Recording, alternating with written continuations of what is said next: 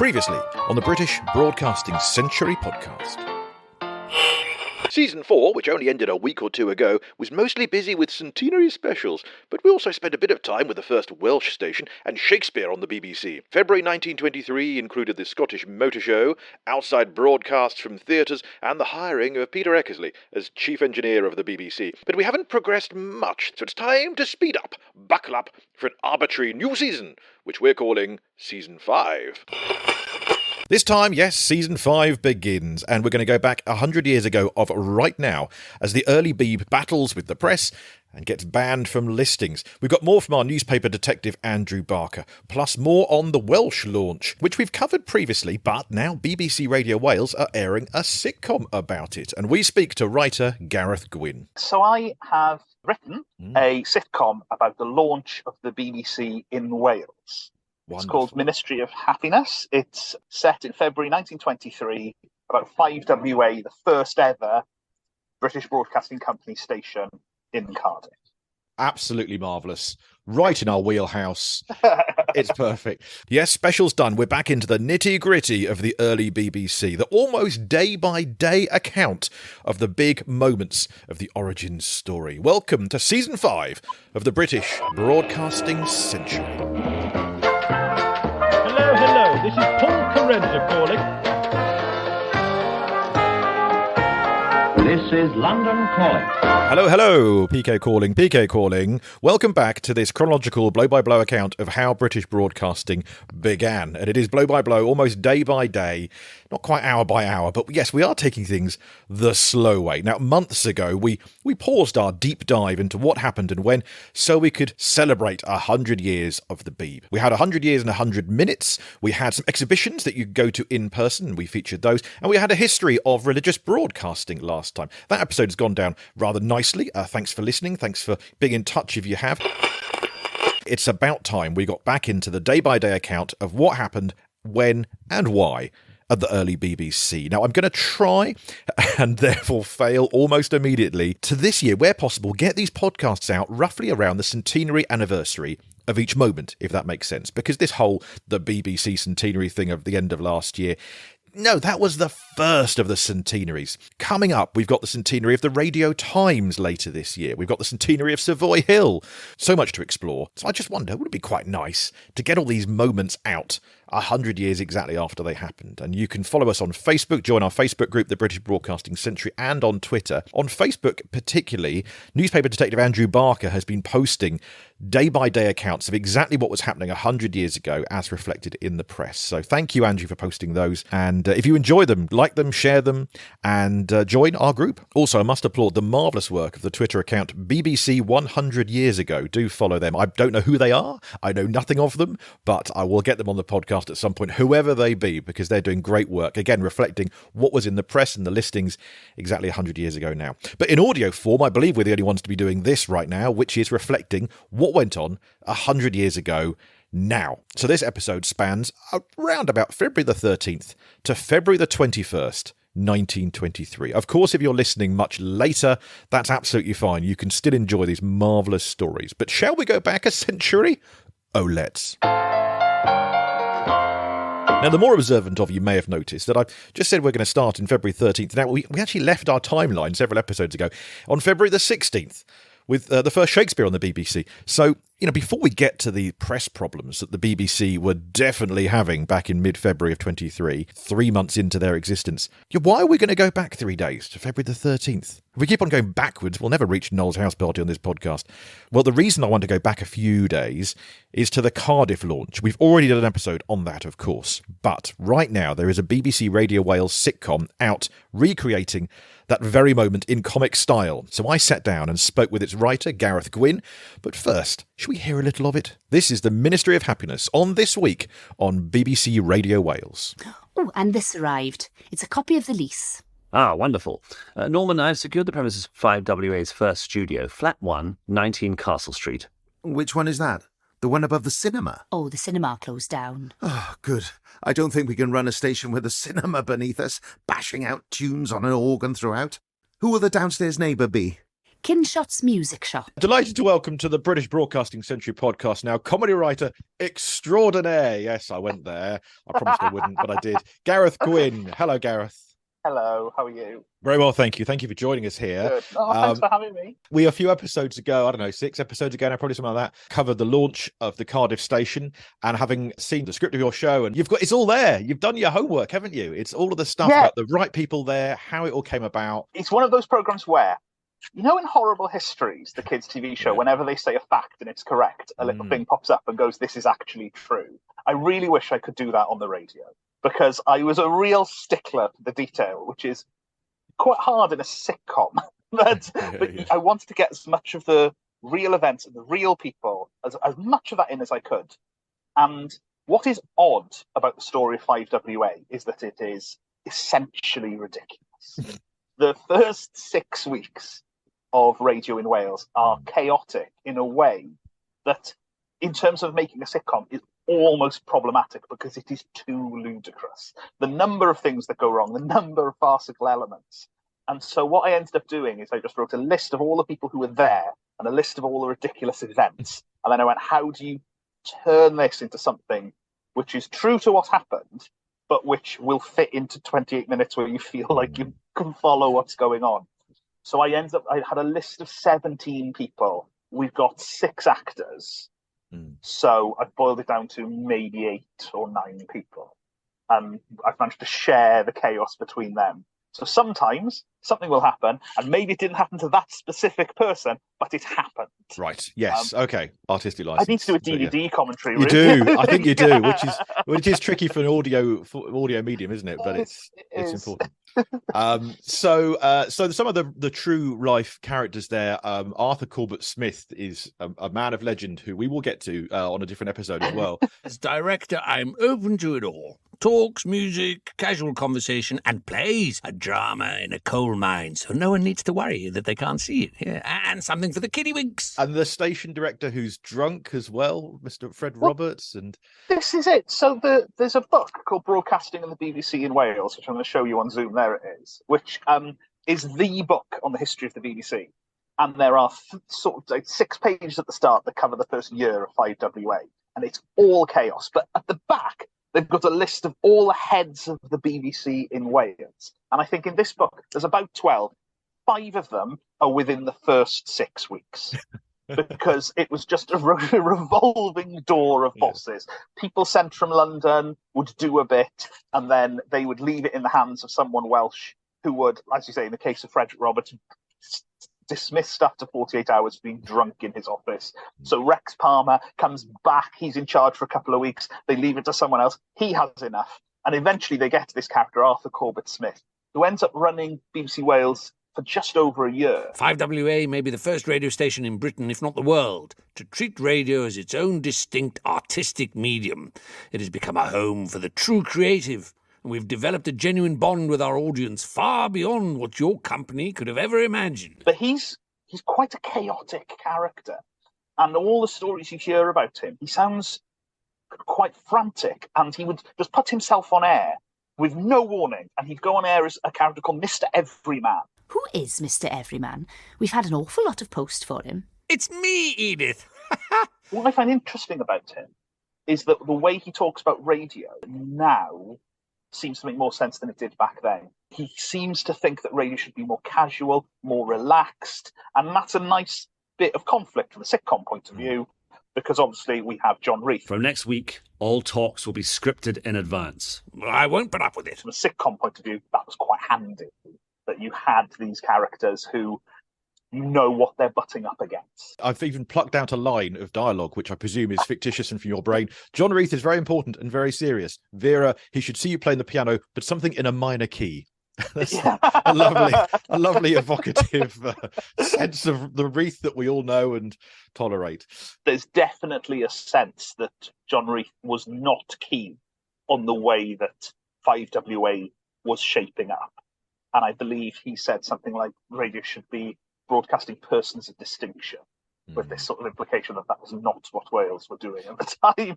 It does seem that the Welsh way and the Cardiff way, particularly to begin with, went a very different way than other stations. Like, it seems to be, you've got certain stations sort of in the BBC, in the London image, when they started in Newcastle and Bournemouth and those sorts of places. Whereas Cardiff, and whether it's under Corbett Smith or just something in the air, in the ether, they kind of put a stamp on radio in their own unique way, it seems.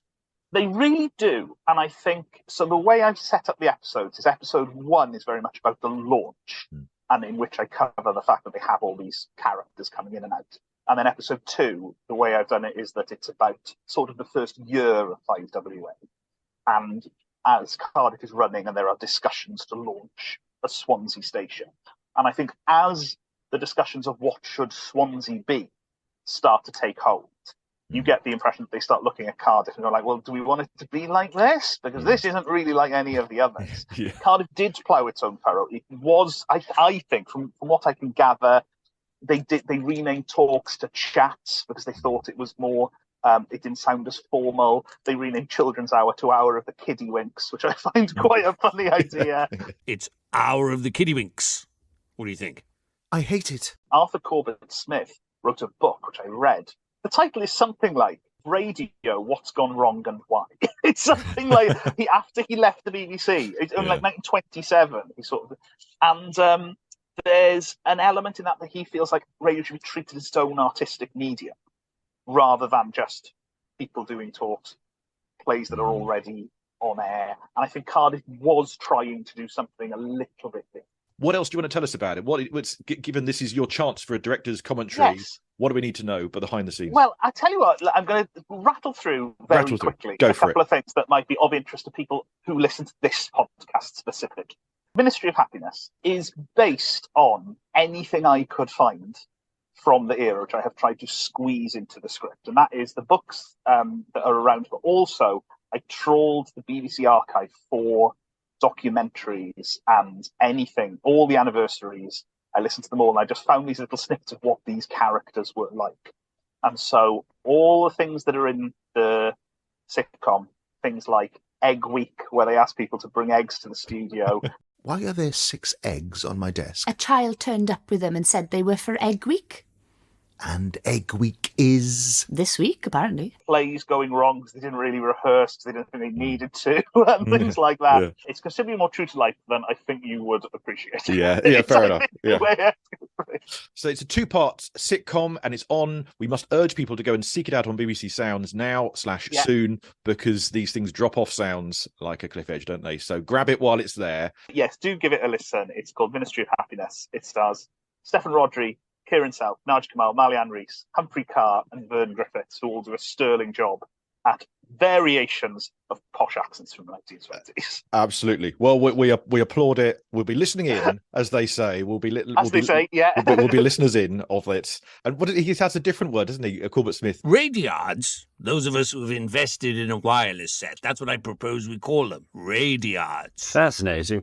Here in the British Broadcasting Company, we call them listeners in. So I used 2 words for listeners in that they were piloting.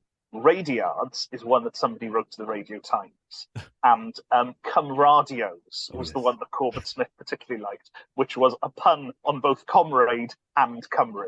Lovely. It's too much work. It's it's doing a lot of heavy lifting, that one word, isn't it? Yeah, totally. I know that people who do listen in who listen to this podcast will also hear familiar names: Peter Eckersley, Rex Palmer, John Reith. These names are bandied around, and it's a fine part of the canon of historical broadcasting celebrations. So hurrah for that. Thank you, Gareth. Thank you very much. Thank you. The Ministry of Happiness. It's on BBC Sounds for a limited time. Do grab it while you can. It will have been on February the 6th and February the 13th if you want to find it there. It's a 2-parter. Since your special, before it's actually been on air, should we have a little sneak peek of episode 2, which will be on the BBC a few days after this podcast lands? The rather bizarre Major Arthur Corbett Smith joined as station director. What we do is art, Norman. Reith's BBC is a machine without a soul. It's a company put together by a bunch of electrical bods to shift radio sets. But our station, Norman, ours creates art, which inspires. That's why Swansea should take our programming. Not because a London to Swansea link will cost a fortune. Side note, we'll put 5WA on the map. I'll make my name and then maybe move to London and usurp John Reith. Oh, I fear this is getting out of hand. So that's from the Ministry of Happiness on BBC Sounds Now, written by Gareth Gwynn. And now, a commercial break. All about Paul's next live show. I'm in talks to reenact the first religious broadcast in various places this year, perhaps even in the place where it happened. That would be a marvellous thing. We're trying to make that happen. Now, I'm also looking to put on another show / presentation this year of 2023. The Beeb Year 1 is what I'm tentatively calling it. This is going to be sort of a sequel to the first broadcast that I did last year on stage, but I'm thinking it's more a 1 hour run through of 1922 to 1923, Auntie's first year, lots of clips and tales, stories, and general marvellousness. I'd like to think it's also almost a DJ set. You know what I mean? We'll play a few clips, we'll talk about them. If you'd like it live at your place, get in touch, paul@paulcarenza.com. That's the same email address, of course, if you'd like to be in touch about the podcast, and some of your emails coming up later. Moving on then, February 13th is when Cardiff launched, and February the 16th is when the Beeb aired The Bard. See episode 55 for more on that with Dr. Andrea Smith. So that brings us up to date, up to speed, and on target for moving forward from here. Well, what else was on the air on February the 16th? Well, listeners at the time couldn't really tell too easily. You see, the press, who'd been printing BBC listings for some time, they were getting rather nervous of this 3-month-old toddler BBC. Do 3-month-old children toddle? No, they don't. But they were becoming a rival to the press, and so the printed press said, no more listings for you. Here's our newspaper detective, Andrew Barker. The first programmes that were published in the press, the first programme listings, were in the Pall Mall Gazette. Little boxes of what's on as part of an advert for the Marconi phone. Broadcasting now, a miracle in full swing. Are you in this? That was 22nd of November 1922, so 8 days into the BBC's life was the first time you could really see in print what was going to be on. No experience necessary. The first listings. Tonight's programme, London Station, 6 p.m, official weather report, 6 to 6:30, copyright news bulletin, 8 to 9, vocal and instrumental concert by well-known artists, 9 to 9:30, latest news bulletin weather report, 9:30 to 10:30, concert including dance music. The above is subject to alteration and extension, details of which will be announced verbally from the transmitting station. Now, Andrew Barker, our newspaper detective, reckons that the first daily listings in newspapers come in perhaps December the 5th in the Derby Daily Telegraph. Not an advert now, but proper printed listings. Today's broadcasting from Whitton, wavelength 420 metres, 6:30 p.m. children's stories, 7 p.m. and 10 p.m. news, 7:15 to 10 p.m. concert. Madam Emily Waldron, soprano, Mr. Philip Taylor Barrett. The Times started printing listings for 2LO from January the 1st, 1923. Initially, they realised that the public are interested in radio and are quite happy to effectively promote radio, because they know that people are interested in it. Yeah, I guess then those early articles there are being read by far more people than those who can actually access radio at that point. So really the newspapers are advertising broadcasting, giving it a boost, I suppose, and publicising it to people who can't yet get it before they start going, actually, are we promoting this rival too much? Yes. Later on, the newspaper proprietors are very worried about listeners abandoning the newspapers and instead listening to news broadcasts on the radio.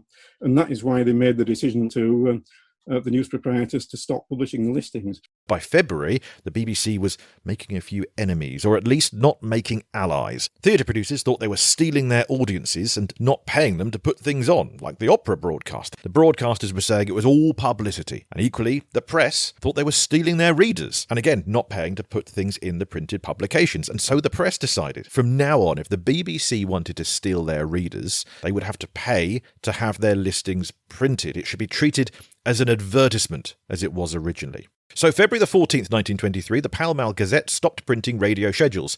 On the BBC that night, in fact, the very last listing was for the return of the first BBC vicar, Reverend John Mayo. You heard him last episode with his Christmas Eve talk. On February the 14th, he gave a shortish Wednesday talk. I've misread that. A short Ash Wednesday talk, not shortish. Thought it sounded a bit informal. After Mayo, no more listings. For a bit. John Reith was caught off guard by this listings ban. He was in Glasgow at the time with Peter Eckersley checking the news station pre-launch. And bear in mind, he'd only just come from Cardiff to launch the first Welsh station. My congratulations to you. And I know Rex Palmer sends his best wishes too. 5WA's got off to a promising start. Thank you, sir. I must say, I am very pleased with how things are going so far. Reith was spending a few days at his old home in Scotland, seeing his mum, and toying with seeing his old pal/love interest, Charlie. You may recall from many episodes ago that Reith and Charlie fell out. They were best buddies for many years, and arguably the fallout with Charlie is what led John Reith to come to London and seek work as first general manager of the BBC. But in mid-February, he decided not to see Charlie, and once he'd finished setting up the Glasgow station, Reith came back to London with no intention of giving way to the press's demands and paying for these listings. They had to find workarounds. Now, one temporary fix was to have each evening announcers read out the next night's schedule, but they needed someone else to come to the rescue, and thankfully Gordon Selfridge stepped in. You see, he disagreed as well with this listings ban. Selfridge, the large store in London, placed an advert in the Pall Mall Gazette, and when the listings ceased, because the newspaper proprietors had agreed that unpaid listings should not be made, and they would only accept programme listings if they were paid for, Selfridge, in its daily column, actually started printing those programme listings. So 2 days after the listings ceased, on the 16th of February 1923, Selfridge said, effectively as a public service, we are now going to begin publishing the 2LO listings. From the Pall Mall Gazette Selfridge's column. For the past few days, we've been giving at the bottom of this column the programme that is nightly to be broadcasted from the London station by the British Broadcasting Company. And from the quantity of letters we've received, our readers have appreciated this service. The Selfridges, in one of their columns, while they were publishing these listings, they do actually talk about why they did it. Incidentally, we may say that those who wish to listen in up until 6 o'clock may do so in the accommodation we've provided on the 4th floor of the new building in our wireless department, which we believe is the best equipped in London. Oh yes, for a few weeks now, different department stores have been playing radio in store. 17th of January, for example, 1923. Harrods opened late to encourage customers to gather, to listen to the BBC's concerts and shop while they were there. Selfridges did similar. Radio was good for business. People would listen in store and then buy things, because Selfridges didn't just sell fridges, they also sold radios. They had what they call a listening room, so that people could listen to the radio. And the 2LO broadcasts would start at 5 in the afternoon, broadcasting children's programmes. And their wireless listening room would close at 6, but they actually invited the audience in this column to come and listen to the radio between 5 and 6 o'clock in their special listening room. And obviously, the publication of the programme listings was helping them sell radios. So Selfridge were happy to publish the radio listings for the BBC, for 2LO, during the period that the press were not publishing. These listings within Selfridge's adverts included a few broadcasting firsts. February the 16th, the first Shakespeare, the quarrel scene from Julius Caesar. On the 17th of February, the first broadcast appeal given by Ian Hay for the Winter Distress League, becoming the week's good cause, and later becoming, arguably, Children in Need. These were not in official listings, but Selfridges to the rescue. On Friday afternoon, a special concession has been granted to enable the whole of the pantomime Cinderella to be broadcasted. The listings then followed in their column. Interestingly, the very first listing that day was a speaker who'd come from a newspaper, in fact. 5 o'clock, Mr. Leslie G. Mainland, writer of the humorous Zoo Stories in the Daily Mail, was on the BBC, so the papers wouldn't print the listings, but they would send their journalists down to broadcast. Charming. Other notable broadcasts that went unlisted then included Oliver Lodge's first general wireless talk. Now, Sir Oliver Lodge was the man who really invented tuning and helped popularise the word broadcast. His name sadly forgotten, but some say he was on a par with Marconi. Now, some in the press thought the Selfridges loophole would damage the Pall Mall Gazette's sales, but no, it boosted them. And the Pall Mall Gazette started saying that really they wanted to print the listings again, but they couldn't. It was an industry-wide ban, an order from the Newspaper Proprietors Association not to print on behalf of the BBC. And so the Pall Mall Gazette instead printed a little box to point readers to the Selfridges column saying, "Tonight's broadcasting programme will be found on page 8, column 1. Yes, courtesy of Gordon Selfridge. Other national papers, they also started to be apologetic about the lack of listings, but again, they had to do what the Newspaper Proprietors Association had told them to do. But this listings ban couldn't last. February the 20th was the day that NPA finally relented to the BBC, when John Reith and Sir William Noble of the BBC Board of Governors went to negotiate. The NPA conceded, and Reith loved it. They've made proper fools of themselves. It was our first great victory. The NPA backed down, and listings started again. And I was surprised in looking through this that the final Selfridge listing was the 26th of February. Only roughly 10 or 11 days after they had started. And on that same day, the Pall Mall Gazette started publishing those listings.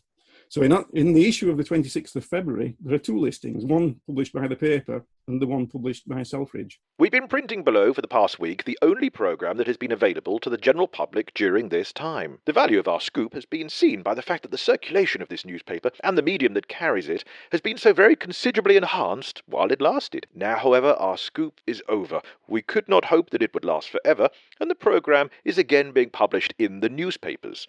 We do not feel it necessary any longer to include it, and we propose that tonight should be its last appearance in this column. For the last time, then, do we insert this broadcasting programme. I'm looking at it just in front of me now. It's because you've kindly sent it over, and it's fascinating to see. You can see the Selfridge listings, saying what's on the orchestra. They list the pieces, who's composed it, and what's on when. But it's also elsewhere listed by the actual newspaper itself. That's right. So quite unusual for someone to publish two listings in one day.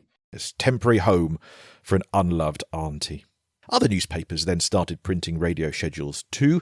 Circulation boomed when they did. But it was very quickly found that the newspaper listings actually increased the sales of newspapers at that time, which is why it was then introduced relatively quickly. The Guardian started publishing round about the same time. It was the Manchester Guardian, and their first listing was just the Manchester programme. But the next day, they started publishing the programmes for all the other stations as well, all the main stations. So I suspect, although I don't know, that listeners were probably got in touch with the Guardian and said, can we have at least some listings for the other stations as well? But all of this encouraged Reith to think about the publication of his own, the Radio Times. It wouldn't come along for 7 months, but the idea was born here in this spat with the press over publicity and money. If you couldn't rely on the press, maybe the BBC should print their own listings. And they did from September that year. But back in late February, to celebrate the return of the listings and realising that actually mentions of BBC and radio boosted sales, the Daily Mirror ran a competition for readers. To stimulate interest among listeners the Daily Mirror offers 3 prizes of £25, £10 and £5 for the ideal broadcasting programme. Programme as in schedule. What do you want on the air? It should be varied, interesting and inexpensive. Well, talk about inexpensive. Arthur Burrows and his programme department were about to get free ideas of what to broadcast. It's a great plan for how to get a focus group. The Pall Mall Gazette ran a similar competition. Prize 1 radio set, a Geekophone 2-valve cabinet set, approximate range 100 miles, and the second prize, a Geekophone number 1 crystal set, with a range of much less, 25 miles. And a Popmaster mug. Oh no, that came later. So if you'd like to know the winning entries of those newspaper competitions, with readers sending in ideas of what they wanted to hear on the air, I'll let you know on a future episode of the podcast.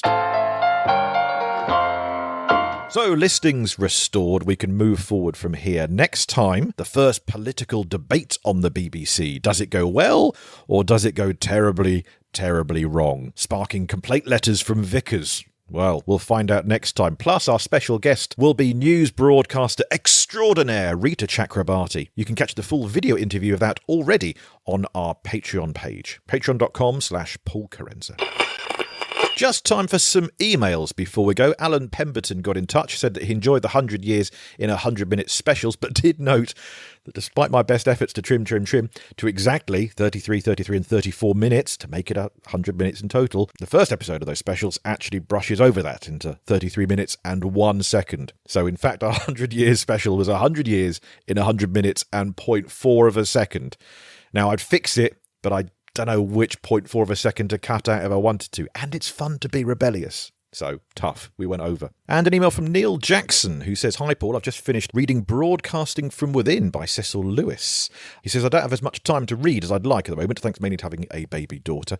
Well, if any listener would like Broadcasting from Within read to them, do join our Patreon group, where in video form, I've been reading to you Broadcasting from Within with explanatory introductions. So it is taking forever. But we're doing it bit by bit, and it's a fun read, in fact. Well, Neil Jackson agrees. Neil says, "I really enjoyed the book, and it's an easier read than I expected, and amazing to hear an authentic voice from the very earliest days of broadcasting." Yeah, because Cecil Lewis was the first Deputy Director of Programmes, and this is the history of broadcasting when the BBC was 18 months old.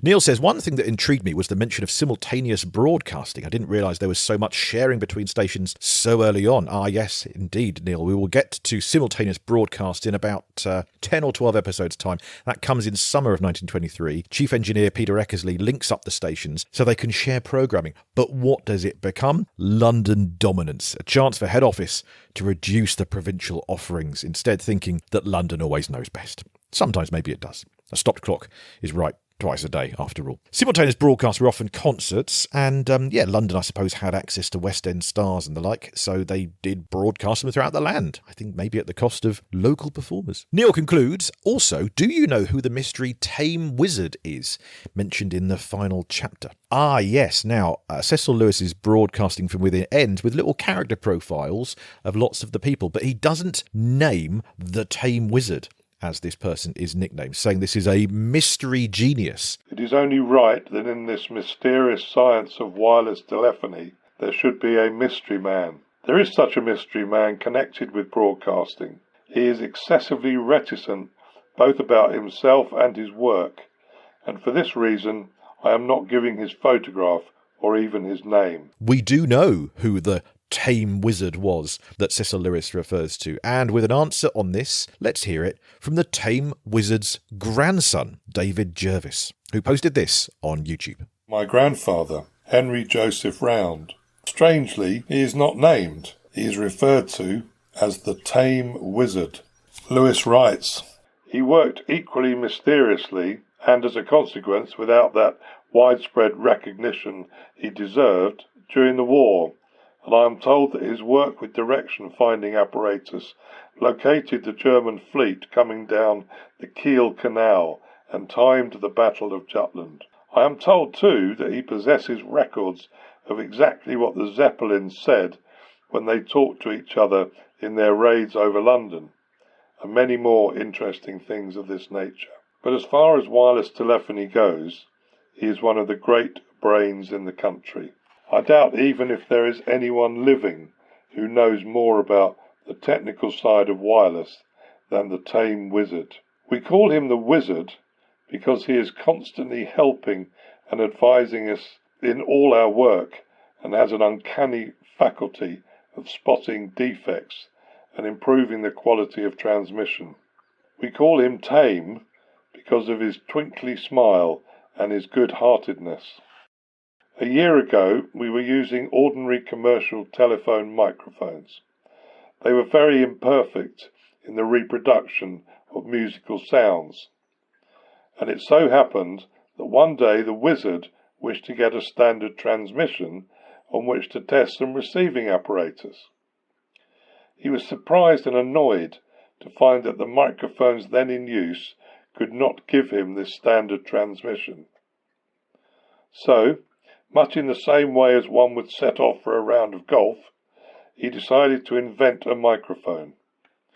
Within 6 months, he had evolved something which rivaled anything that others had been able to produce. He accomplished this work not with an army of assistants, but with 1 or 2 capable helpers and his own immense knowledge, imagination, and colossal work. For months he worked 15 and 16 hours a day. Enthusiastic as a schoolboy over every detail, he is often to be seen slouching about with his old felt hat and his greatcoat down to his feet, a cigarette in his mouth and a twinkle in his eye. Wherever he goes, he leaves his unmistakable traces of Vaseline, cotton wool, felt and rubber sponge behind him. The Wizard is the most open-hearted, lovable creature you can imagine, utterly oblivious of everything except the work in hand, curt when he is busy and genial when he has leisure, untiring in effort and visionary in thought. These are the ingredients of genius. You, O reader, as one of the many millions of listeners in the country, will listen with greater appreciation when you know that the perfect cello tones, the bright vocal qualities, and the natural speech have largely been made possible for you by this one short, modest little man, whose name you do not even know, who writes in the papers anonymously, who flies from publicity as a bat from the daylight, and who hardly ever speaks into the microphone he has perfected. Who is he, then, this Colossus, you ask? Ah, that is a secret. He is the Tame Wizard. Thank you, David Jervis. You can catch that on YouTube. I'll put the link in the show notes if you would like. And yeah, Captain H.J. Round was the Tame Wizard, as mentioned in Cecil Lewis's book, Broadcasting from Within. Next time, the first political debate, and Rita Chakrabarti join us as Season 5 continues of The British Broadcasting Century, presented and produced by me, Paul Carenza. Original music is by Will Farmer. BBC content is used with kind permission. BBC copyright content reproduced courtesy of the British Broadcasting Corporation. All rights are reserved. Do rate and review us where you found this podcast. It'll help us find new listeners. Stay informed, educated, and entertained. And join us next time as we head back exactly 100 years ago on this British Broadcasting Century.